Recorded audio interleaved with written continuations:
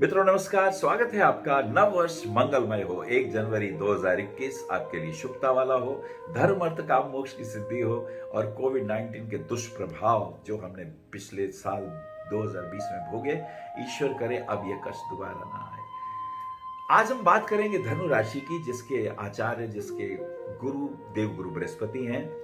मान सम्मान के ये देव हैं, एजुकेशन के, टीचिंग के, कोचिंग के, एस्ट्रोलॉजी के और इसके साथ साथ बौद्धिक वर्ग से संबंधित और नियमों की और संस्कारों की जब बात करते हैं तो देवगुरु बृहस्पति को कौन नहीं जानता। मूल नक्षत्र के 4 चरण, पूर्वाखाड़ा के 4 चरण और उत्तराखाड़ा का 1 चरण, यानी मूल नक्षत्र के 4 चरण तो इनका केतु का प्रभाव बहुत तेजी के साथ रहता है। तेजी से क्रोध आवेश इनका बढ़ सकता है अगर इनका मान सम्मान में चोट की जाए। पूर्वाखाड़ा नक्षत्र के 4 चरण, शुक्र का प्रभाव संगीत का, गायकी से, सौंदर्य से, वस्त्रों से और अच्छे से ड्रेस होने से, फोटोग्राफी से, डिजाइनिंग से, पेंटिंग से, ये सब ललित कलाओं के भी शौक इनके पास होते हैं। अच्छे सिंगर होते हैं, अच्छा तबला बजाने वाले या अच्छा गिटार बजाने वाले या वायलिन बजाने वाले, ये सारी खूबियां में देखी जाती हैं। और उत्तराखाड़ा नक्षत्र जिसका स्वामी सूर्य है, जो इनके भाग्य का विधाता है। पिता के साथ जितने ये पॉजिटिव रहेंगे उतनी ही समृद्धि होगी, क्योंकि वो इनके भाग्य के स्वामी हैं। जो भाग्य के स्वामी होते हैं और चतुर्थेश इनकी माँ है। माता और पिता के साथ भूल से भी ये कभी भी अपशब्द और कभी भी उनका अपमान ना करें, नहीं तो ये व्यर्थ ही अपने जीवन के जो ऐश्वर्य हैं उनसे ये संघर्ष करते हैं, स्ट्रगल करते हैं। चलिए बात करते हैं कैसा प्रभाव रहने वाला है जनवरी का महीना। सूर्य बुध बुध आदित्य योग लगन में है। इसका अर्थ यह हुआ कि नवमेश और दशमेश का योग है, जो विशेष धनदायी यश कीर्ति देने वाला होगा। गुरु शनि का योग द्वितीय भाव में है। इसका अर्थ यह है कि श्रम और मेहनत करने से धन प्राप्ति के योग बनेंगे। मंगल इनके पंचम भाव में है, तो एजुकेशन के पॉइंट ऑफ व्यू से, बच्चों के पॉइंट ऑफ व्यू से और मित्रों के पॉइंट ऑफ व्यू से और अपने व्यवसायिक दृष्टिकोण में तर्क वितर्क से अपनी बात के रखने के दृष्टिकोण से ये समय अनुकूल दिखाई देता है। राहु केतु का 6ठे और 12वें भाव में प्रभाव है, तो ऐसे में चोरी ना हो, हेल्थ का ध्यान रखिएगा, कोर्ट कचहरी से दूर रहिएगा, व्यर्थ के तनाव से दूर रहना इनके लिए ज्यादा शुभ हो सकता है। आइए बात करते हैं पहली, दूसरी, तीसरी तारीख की। पहली तारीख की अगर हम बात करते हैं, हेल्थ इश्यूज बनेंगे, उसका ध्यान रखिएगा, रक्त इन्फेक्शन ना हो और माँ के साथ प्रेम पूर्वक संबंध बनाए रखें। 2, 3, 4 2 तारीख को गणेश चतुर्थी व्रत और इसी के साथ साथ भाग्य अब साथ देगा।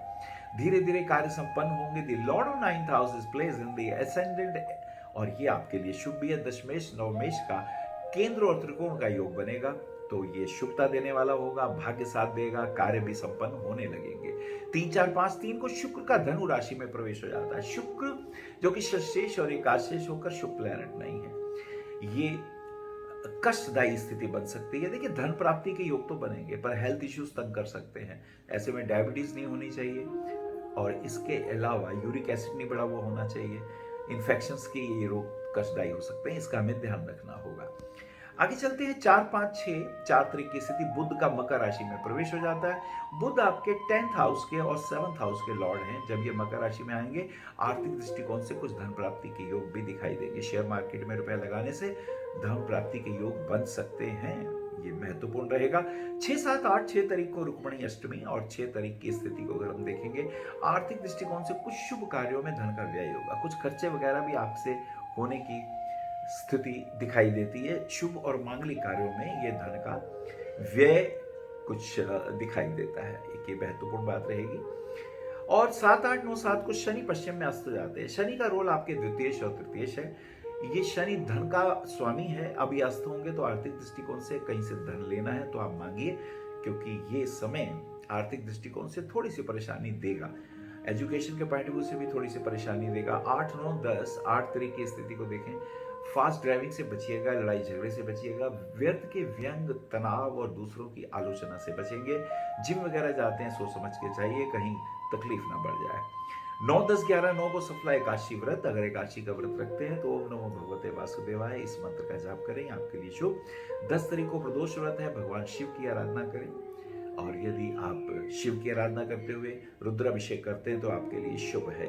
इसी के साथ साथ 11, 12, 13 11 तरह की स्थिति अब ठीक हुई। अब मूड भी ठीक होगा, हेल्थ इश्यूज भी ठीक होंगे, मान सम्मान की प्राप्ति के योग बनेंगे। एस्ट्रोलॉजी की फील्ड के अंदर, ज्योतिष की फील्ड के अंदर, अगर आप डॉक्टर हैं, अगर आप वकील हैं, अगर आप जज हैं, तो कोई महत्वपूर्ण निर्णय देने की स्थिति आ गई है। 12, 13 तरह की स्थिति पौष मास की अमावस्या, लोहड़ी पर। अमावस्या पे कुछ ना कुछ किसी ब्राह्मण को दान करिएगा। धन के साथ साथ वस्त्रों का दान कर सकते हैं, फल फ्रूट का दान कर सकते हैं। और यदि इसी के साथ साथ खाने पीने की चीजें जैसे आटा है, अनाज है, चावल है, तो ये सब शुभ होता है।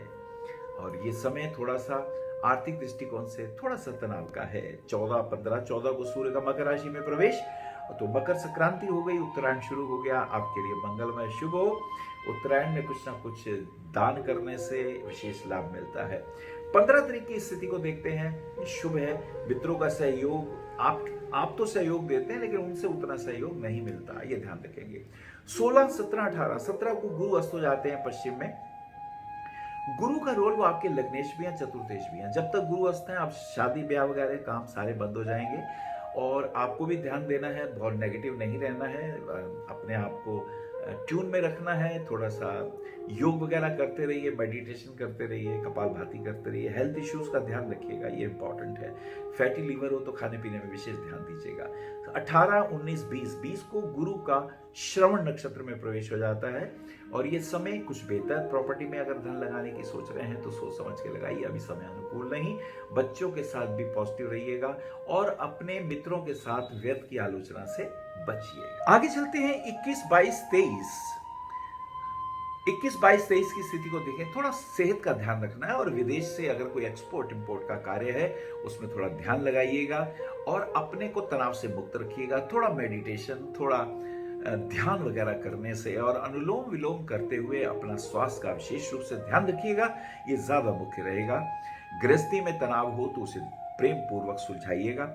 आगे चलते हैं 23, 24, 25। 23 को सुभाष चंद्र बोस की जयंती। सुभाष चंद्र बोस को प्रणाम करते हुए आजाद हिंद फौज का इन्होंने निर्माण किया था देश की आजादी के लिए, इनको नमन। 24 तारीख को पुत्रदा एकादशी व्रत। एकादशी व्रत के अंदर अगर पुत्र की इच्छा हो, जिन दंपति के घर में संतान में पुत्र की अगर प्राप्ति नहीं है तो ये व्रत रखने से पुत्र की प्राप्ति होती है।